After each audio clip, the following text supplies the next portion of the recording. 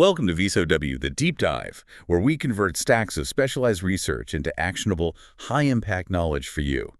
Today, we are taking quite an unflinching look at a profoundly disturbing yet highly structured criminal ecosystem. It's known to its participants as the game. And our source material is, well, it's rigorous, it's specialized.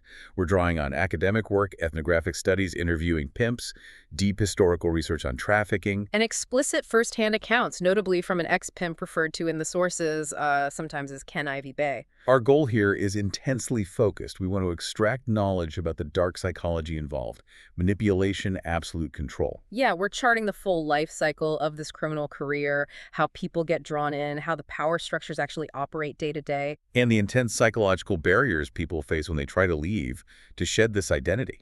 It's really an intellectual exercise in reverse engineering oppression, you could say, connecting these deeply personal, often traumatic experiences to broader sociological patterns.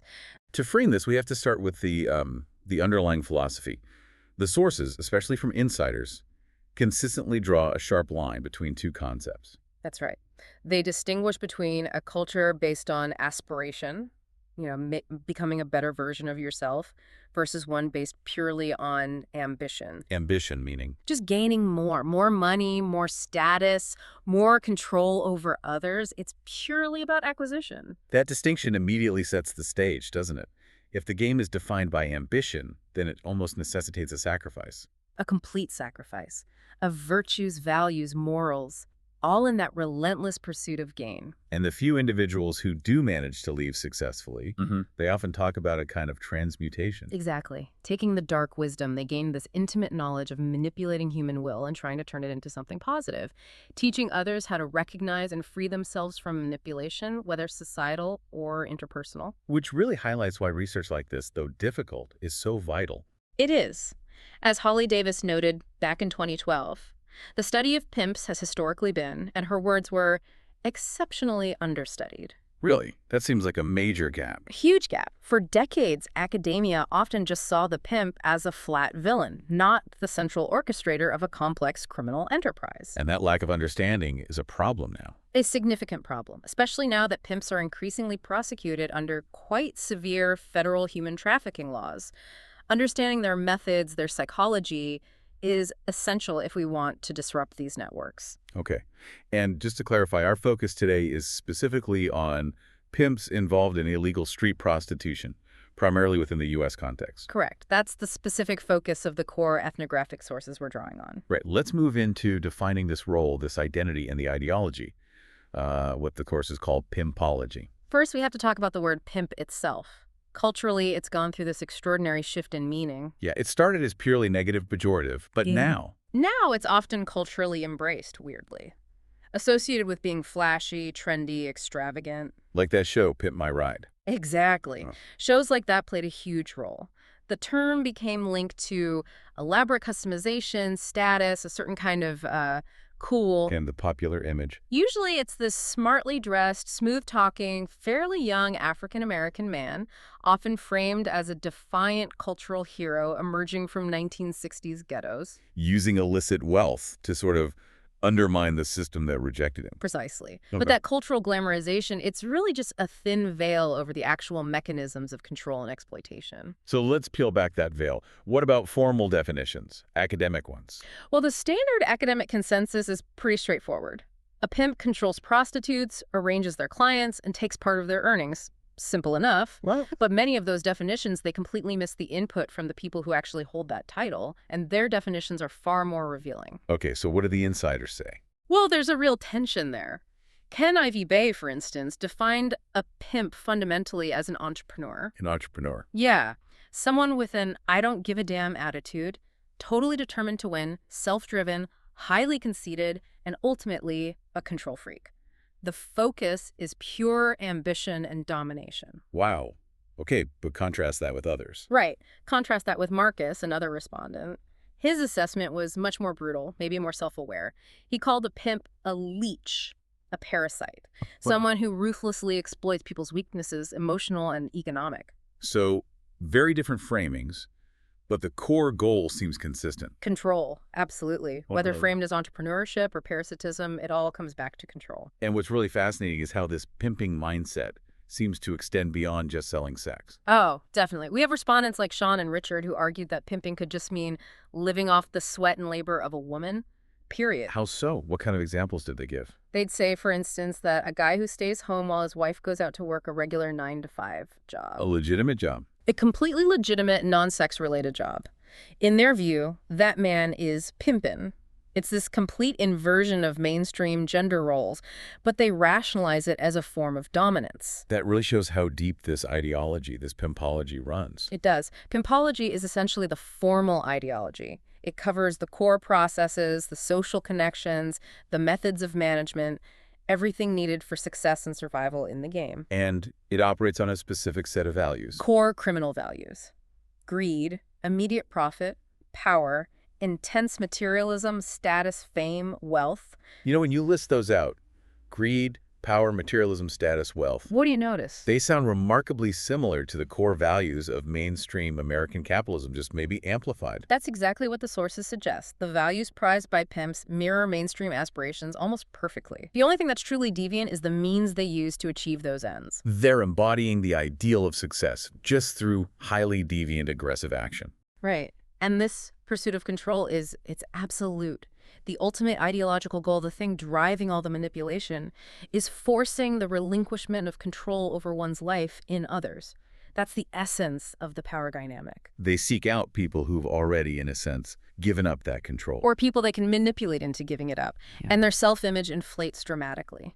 Pimps pursue the highest title, sometimes referring to themselves as a god. A god, what does that signify? It signifies this belief in their own omnipotence within their system, that they can do all things, that they have absolute mastery over the lives they control. It's a different level of self-perception entirely. Let's shift then to the psychology of entry. How do people get drawn into this?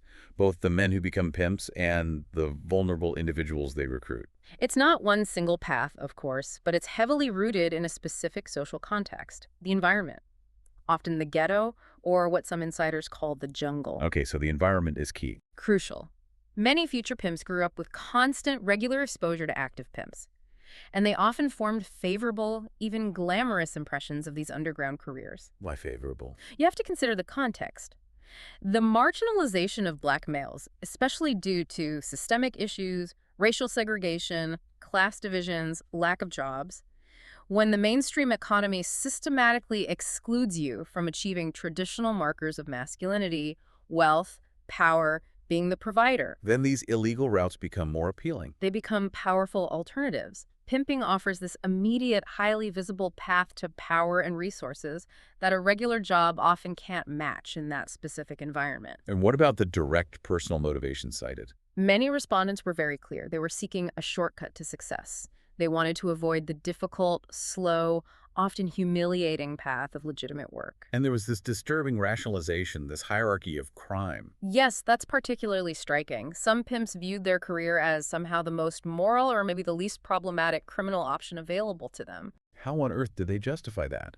Compared to what? Well, Michael, one respondent argued pimping was preferable to things like forgery or dealing drugs that brings addiction into the community, or, say, violently robbing elderly people. So the justification is, I could be doing worse. Essentially. There are worse things I could be doing, and at least I'm exploiting what they see as an existing economic vulnerability, not forcing physical harm on the completely unwilling. It's a very self-serving calculation, obviously. And this desire for instant success, it was amplified by material pressures. Massively. You have adolescents facing enormous pressure to conform to this expensive consumerism they see everywhere, but their parents lack the means. Pimping, with its very visible displays, the shiny cars, custom clothes, jewelry, it offers an immediate route to acquiring those status symbols. And for some black men, it was also framed as resistance. Yes, a site of social resistance, anti-racist conquest even, a way to assert a sense of manhood that they felt was unobtainable in a structure actively excluding them from hegemonic power. Okay, now let's look at the recruitment process from the other side, the victim's perspective. Pimps are described as tactical predators Who do they target? They target specific vulnerabilities. They're most successful with young women who are often homeless, severely underage. Many start before 18, some, horrifyingly, as young as 12, And usually from difficult backgrounds. typically fleeing highly dysfunctional, abusive, or single-parent households, often living chaotically from pillar to post.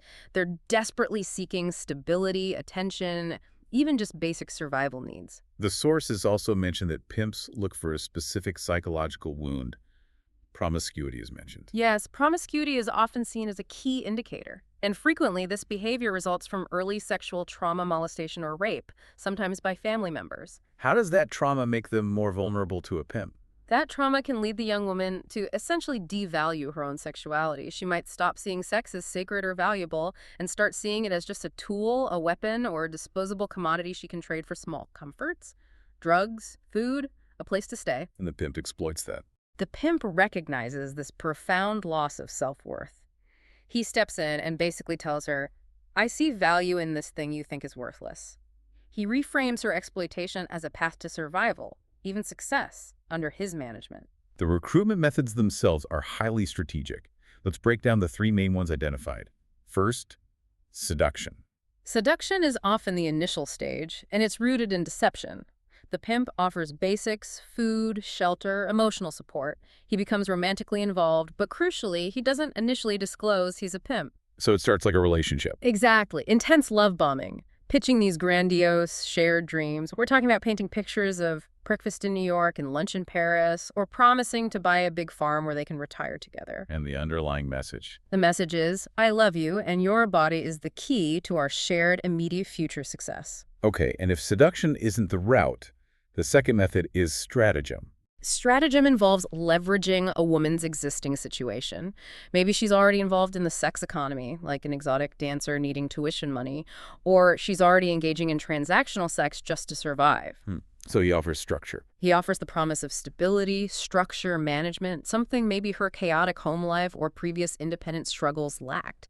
He positions himself as the stabilizing force, the manager who will ensure she's safe and financially successful, which is, of course, deeply ironic. And the third element, the final lure, the flashing front. Presentation is absolutely paramount. Pimps maintain this highly convincing, expensive front. It has to signal instant success, especially to those struggling with poverty. What does that look like? Custom-made clothes, Armani suits are mentioned, heavy gold chains, expensive watches, shiny luxury cars. This front has to be maintained no matter what the pimp's actual cash flow is like. Why is that so important? As one respondent put it, the pimp must keep his front immaculate because you will never know it because he's going to keep his front. He is going to stay clean. The whole presentation screams, I have the success you crave right now, and I can give it to you. So once that facade works and she's drawn in, the pimp has to shift gears from charismatic seducer to essentially a ruthless CEO. Right. And this brings us to the crushing, non-glamorous reality of the daily business of the game, which is worlds away from the shortcut they initially promised themselves and others. In the game, what's the ultimate loyalty? Money. Simple as that. It triumphs over absolutely everything else. Love, sex, anything society might consider holy. There's that motto. Purse first, ass last. It perfectly condenses the philosophy. Immediate income, immediate profit, above all else. It's the pure manifestation of that ambition framework we talked about. And here's a detail from the ethnography that really stands out. It runs counter to almost every other criminal model. Pimps take how much of the earnings? 100%. All of it. There's no percentage split, no commission structure like you see elsewhere. 100%. How is that even sustainable or justified? The women become entirely reliant on the pimp for everything. Food, shelter, clothes, drugs. It's justified to them as payment for protection and management fees. The pimp claims he's carrying all the risk, legal fees, bail, finding spots, security, so he's entitled to all the profit. And they have quotas. Specific quotas, yes, Yep. based entirely on their age and perceived attractiveness. It cements their role purely as production units within his enterprise. Beyond its function, money is also symbolic, right, of power and success. Hugely symbolic. Michael, one of the pimps, defines success as waking up, and even if no money comes in for 2 days, he can still gonna eat, get gas in the car, and bills still be paid. Maintaining that image of effortless wealth, that financial resilience, is non-negotiable for staying in the game and attracting new recruits. But this ideal they chase Minimal effort, maximum benefit, it seems to constantly crash against the reality of the job. It does. The management burden is enormous. Pimps often describe it as the bane of their existence.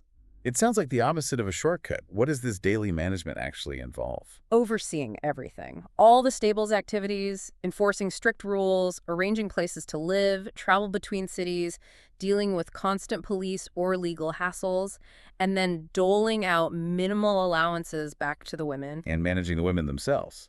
That's often the biggest headache. Pimps get profoundly frustrated dealing with the constant conflict, the competition, the jealousy between women in the stable, which is understandable as these women are competing for attention and resources from the one person who controls their entire existence. So the pimp's ambition for easy money gets crushed by the reality of being a high-stress HR manager, essentially. Pretty much. It's relentless, high-stress micromanagement. To handle this demanding nomadic lifestyle, they rely heavily on networks. It's not a solo operation. Not at all. It's highly interdependent. These professional peer networks are critical. They provide social and professional support in what's otherwise a very high-risk, lonely profession. And what kind of information flows through these networks? Vital operational intelligence. Things like warnings about law enforcement knowing when a town has dried up because of police trackdowns, or tips about new profitable territories, hearing about a nice strip in Virginia where demand might be temporarily high. And this information allows for that cross-country movement. Absolutely. To maximize income and constantly evade law enforcement attention, pimps often maintain multiple residences in different states, traveling frequently, Chasing events? chasing high-demand locations driven by big events. Mardi Gras, the Super Bowl, spring break. One respondent noted that at these events, the influx of potential clients is so massive, you're basically guaranteed to be making money. It's a criminal business model built on high mobility and event logistics. Now, they prefer established street locations, host roles, because it's less work for them. Right, it requires less direct pimp involvement if the location is already known. But they're constantly shifting their women, often to indoor prostitution brothels, escort services, especially when the streets get hot with police activity or too dangerous. And when they say indoor work is safer, It's crucial to understand their meaning. Safer does not mean physically safer for the women. It means less legal risk for the pimp, less chance of bail costs, lawyer fees, losing income due to arrests. The pimp's safety and financial security always come first. let's transition now to the core mechanisms of power and control, the difference between physical force and that constant psychological dominance. Okay. A crucial myth pimps use during recruitment is that they provide protection. But the reality is different. The deep irony, confirmed again and again in the sources, is that pimps provide little to no protection from dangerous clients, from the police or the public. The only protection they really offer is from other pimps who might try to steal or coerce their women away. And the ultimate threat to their business model is the renegade, the prostitute working alone. Exactly. Renegades are the nemesis. They demonstrate that prostitution can happen without a pimp's control, which fundamentally undermines the pimp's value proposition and his psychological dominance over his stable. So they target renegades with violence. Viciously, pimps use their networks to locate, rob, and physically assault renegades. It's not always about trying to recruit them. Often it's purely about instilling intense fear across the wider population of sex workers and restricting the renegade's ability to work in profitable areas. It's market intimidation. Maintaining this constant dominance requires extreme emotional discipline from the pimp himself. Strict emotional management, yes. Pimping demands what the sources call a desolate heart. Cultivating an interior coldness, a cruelty to let a hoe be a hoe no matter the personal or human cost. Choosing money over everything else. Consistently. Choosing money over any potential emotional connection, love, genuine sexual intimacy, anything society deems holy. Any emotional attachment is seen as a dangerous liability that compromises the business. And central to performing this pimp masculinity is sexual control. That phrase, a pimp keeps his dick in his pocket. It's a very layered statement at a double entendre, really. First, it means he controls his own sexual desires. He avoids being pussy-whipped, controlled by the women he exploits. Second, it implies his penis is where the money is. His power, his identity, comes from financial dominance, not sexual performance. And this self-discipline gives them a sense of superiority. A profound sense of superiority over square men, or tricks the clients. They see these men as weak, controlled by women and their own base desires. So by asserting this controlled hypermasculinity, they're pushing back against the subordinate status often imposed on them by race and class discrimination. Precisely. They achieve this perverse kind of higher placement in the masculinity hierarchy. They look down on the white men paying for sex as financially successful, perhaps, but morally and emotionally weak. The pimp sees himself as the ultimate controller, positioned above both the marginalized women and the square men who fuel his income. Now, let's talk about violence. Pimps often insist it's primarily a mind game, psychological manipulation. They do insist that. But physical violence is clearly frequently relied upon for ensuring consistent cooperation. How do they justify it, rationalize it? It's almost always framed as tactical and necessary punishment. Or they simply deny personal responsibility, scapegoating drug use, or claiming the victim broke the rules and deserved it. They might insist they only use violence to enforce quotas or maintain discipline. And violence is the main tool if a woman tries to leave the game completely. Absolutely. That's often met with extreme violence. And the sources detail specific methods like collective punishment. Collective punishment, how did that work? Ken Ivy Bay described his method chillingly. If one woman did wrong, broke a rule, held back money, tried to leave, he would instruct all the other women in the stable to physically assault her, to jump on her. The other women had to carry out the beating. Yes. Crucially, he told them not to punch the face, recognizing that's their money. But body punches, headshots were mandated. This system forces the women to enforce the pimp's rules on each other. It relieves him of sole responsibility and massively increases the victim's social isolation and terror. But within this system of absolute dominance, the sources identify a kind of power paradox. Yes, it's complex. The pimp, despite all his control, is utterly codependent on the women's income. Pimps, like James, actually suggested that, in a way, the prostitutes hold the ultimate financial power. How so? If the women were ever to collectively withhold money to punish daddy financially, the pimp would become very dangerous, very quickly. That threat of financial rebellion strikes at the absolute core of his power and his ability to maintain that critical, flashing front. It's met with the swiftest, most brutal violence. Eventually, though, the costs seem to accumulate. Many pimps do eventually get out, or try to. What pushes them out? The reasons vary, but there's a common theme of burnout and critically increasing legal risk. Burnout first. The game is for the young. Definitely. Pimps get profoundly worn out. The constant emotional stress, the mental strain of managing everything, the business, the women, the legal risks, it takes a massive toll. Aging brings a realization of vulnerability, often deep loneliness. That quote about dying alone. Yeah, one respondent had this profound existential realization. If he died today, there'd be no one to mourn me.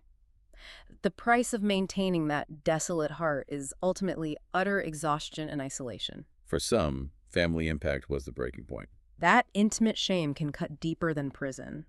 Michael's story is powerful. While he was locked up, his devout mother quit her church. She'd been protesting pimps in her neighborhood, then found out her own son was one. He felt he'd completely disgraced her. His choices had destroyed his family's legitimate standing, regardless of any money he'd made. Drug use also plays a role in derailing careers. A huge role. Recreational drug use, speedballs, cocaine, heroin, ecstasy is common in the lifestyle, but addiction is often the fast track to demise. How does addiction ruin things? It destroys the pimp's ability to manage his enterprise effectively. It leads to erratic behavior, excessive, unnecessary violence, more criminal charges. It often becomes the final tipping point. James noted his own severe drug use made him another kind of pimp, pathologically violent, which ultimately wrecked his business. And critically, the legal landscape shifted. Pimping used to be relatively safe, legally. Historically, yes. Law enforcement often focused more on associated drug or weapons charges, not pimping itself. But that security evaporated. Because of human trafficking law. Exactly. Recent legal changes brought intense focus on human trafficking, meaning federal prosecution and the threat of life sentences.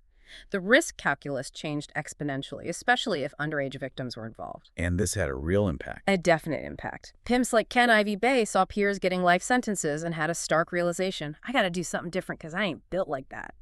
He changed his entire career path out of genuine fear of those life sentences. It shows that even their self-proclaimed godlike status crumbles under the weight of federal sentencing guidelines. Leaving this life requires a huge psychological shift. Role exit, it's called. Disengaging, disidentifying. Yes, but the sources are almost unanimous.